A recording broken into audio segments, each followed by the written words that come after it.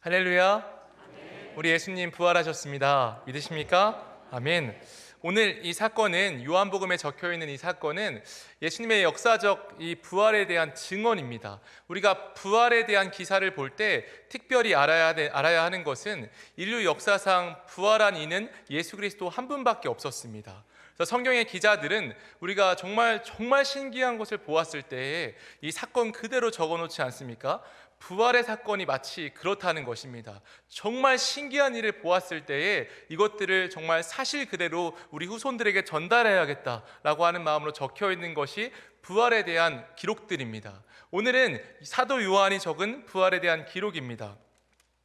오늘 본문을 보면 안식 후 첫날에 마리아가 예수님께로 갔다라고 하는 것, 이 사복음서 모두가 이 안식 후 첫날에 예수님께서 부활하셨다라고 하는 것을 증언하고 있죠. 아직 동트기 전에 막달라 마리아가 예수님의 무덤에 갔습니다. 근데 웬걸 이 무덤 앞에 돌이 굴려져 있는 것입니다. 그래서 사도 요한이 기록한 이 기록에 의하면 이 마리아가 제자들에게 가서 예수님의 무덤 앞에 갔는데 돌이 옮겨져 있었다라고 이렇게 말합니다. 그 이야기를 들었던 제자들은 베드로와 주께서 사랑하시는 제자 한 명이었습니다. 그래서 이 두 명의 제자와 마리아는 다시 예수님의 무덤가로 달려갔습니다. 그래서 이 달려가는데 이 베드로 외에 예수님께서 사랑하셨던 한 제자가 베드로보다 더 빨랐다라고 하죠. 더 빨리 가서 무덤으로 갔어요. 그래서 그 한 명이 이 무덤 앞에 도착하는 거죠. 그래서 이 한 명이 무덤을 보니까 이 4절 말씀에 보면은 둘이 같이 다름질하더니 그 다른 제자가 베드로보다 더 빨리 달려가서 먼저 무덤에 이르러 5절 말씀에 보면 구부려 세마포 놓인 것을 보았으나 들어가지는 아니하였더니 이 한 명의 제자가 먼저 도착하였고 구부려서 이 무덤 안을 보니까 세마포 놓인 것을 보았다라고 본문은 기록하죠. 그리고 나와서 세마포 놓인 것만 세마포는 있더라라고 하는 것을 베드로에게 말해요. 이 당시에 이 세마포가 있었다라고 하는 것은 이 강도가 들지 않았다라고 하는 증거이기도 했습니다.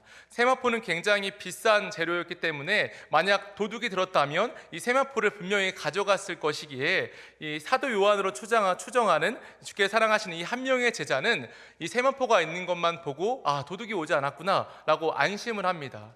우리의 성격 급한 베드로는 참지 못하고 비켜봐, 내가 한번 들어가 볼게 하면서 들어가서 봅니다. 그랬더니 6절 말씀에 시몬 베드로는 따라와서 무덤에 들어가 보니 세마포가 놓였고 라고 기록되어 있습니다. 그런데 오늘 이 본문을 보면 세마포라고 하는 것을 굉장히 많이 기록하고 있는 걸 볼 수 있습니다. 5절의 세마포, 6절의 세마포, 7절의 세마포, 7절엔 더하여서 수건이라고 하는 것이 나와 있죠. 당시에 이 세마포는 삼실로 짠 아주 고운 삼배를 의미합니다. 제사장이나 레위인들, 귀인들의 의복 재료로 쓰였습니다. 그래서 성전의 휘장이나 시신을 싸는 수의로 사용되었습니다. 그리고 예수님의 머리에 쌌던 수건은 어떤 인부들이 땀 수건으로 사용하는 수건으로 이 머리를 쌌습니다. 당시에 그렇게 이런 제사를 드릴 때, 어떤 장례를 할 때 그렇게 했었다는 거죠. 제가 오늘 여러분들과 짧은 시간에 주목하고자 하는 부분은 바로 7절의 말씀입니다. 7절 말씀 한번 같이 읽어볼까요? 시작. 또 머리를 쌌던 수건은 세마포와 함께 놓이지 않고 딴 곳에 쌌던 대로 놓여 있더라. 아멘. 특별히 수건을 이야기할 때 쌌던 대로 놓여 있다라고 하는 것으로 오늘 본문은 예수님의 부활에 대한 기록을 하고 있습니다. 말하자면 이것은 부활에 대한 역사적인 기록인데 사도 요한이 기록하고 있는 것 중에 우리가 주목할 부분은 쌌던 대로입니다. 이 쌌던 대로라고 하는 이 헬라어 엔틸리소는 얽히게 하다, 감싸다라고 하는 동사입니다. 이 동사의 문법을 보면 현재 완료 수동태로 사용되고 있습니다. 현재 완료가 무엇이죠? 과거에 했던 행동이 지금까지 계속 이어져 있는 것들을 말하고, 수동태는 누군가 다른 사람에 의해서 만들어졌다는 것을 말하죠.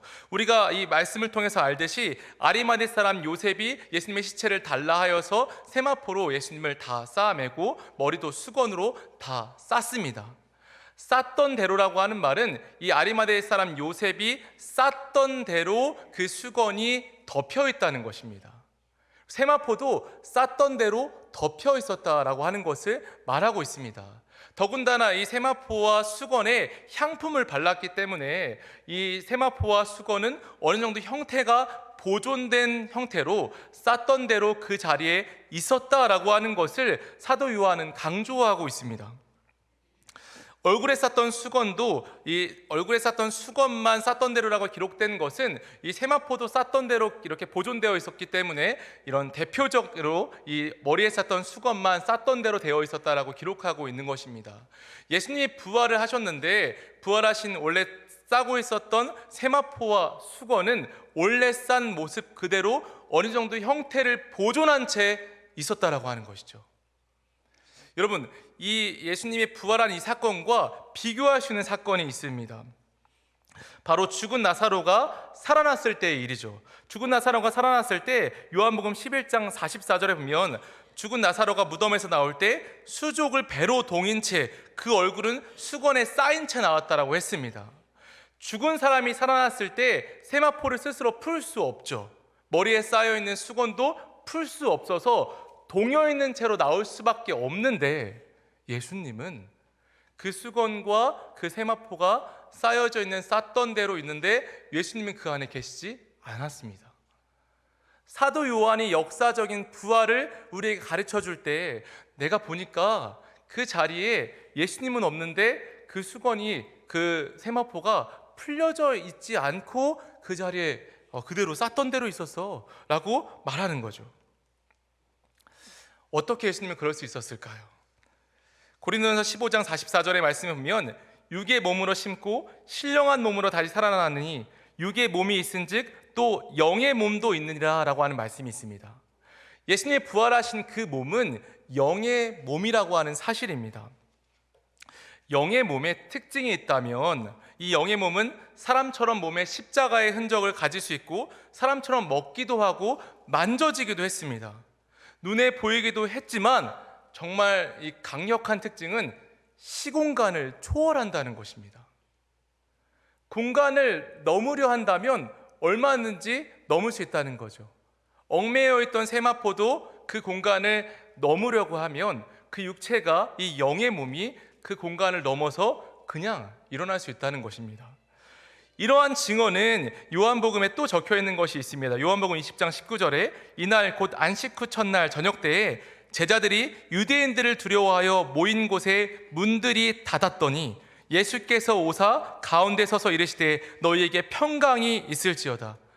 문이 닫혀 있음에도 불구하고 유대인이 두려워해서 문을 닫았다라고 하는 것은 들어올 수 있는 구멍을 다 막았다는 것입니다. 그런데 닫혀 있던 문에 예수님께서는 그냥 그곳을 통과해서 들어오셨습니다. 예수님께서 부활의 첫 열매로 부활하셨을 때 그의 몸엔 생명력으로 충만했습니다. 그리고 그 무한한 생명력으로 충만한 그 몸은 이 시대에 우리가 살고 있는 지금 이 시대에 부활하셔서 시공간을 초월하는 초월적인 모습들을 우리에게 보여주셨습니다. 여러분, 이 사실은 저여러분들에게 오늘 이 사실 가운데 한 가지 큰 깨달음을 주십니다. 예수님이 이 땅에 부활의 몸으로 부활할 때 우리에게 보여주는 그 몸의 모습의 특징을 보여주면서 세상에 살지만 세상에 있지만 세상을 이기는 삶, 세상에 속하지 않는 모습들을 우리에게 보여주고 있습니다. 우리가 종전에 우리가 결국에 예수님의 부활의 몸을 입는 것을 믿으십니까?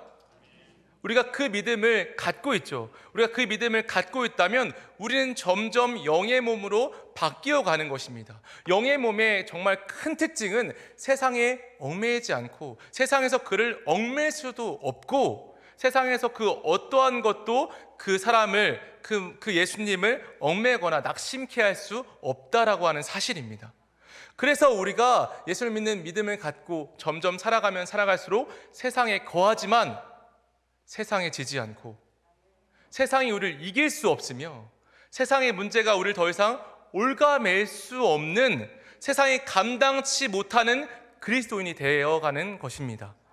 이 사실이 오늘 이 쌌던 대로라고 하는 이 부분에서 우리에게 알려주는 사실입니다. 그러므로 우리가 이 땅을 살아갈 때 너무 세상의 문제 가운데 얽매이지 않을 수 있기를 예수님의 이름으로 축원합니다. 우리가 부활의 몸을 입게 되면 예수님의 몸처럼 세상의 문제나 세상이 우리를 올가매는 그러한 것들로부터 자유함을 얻습니다.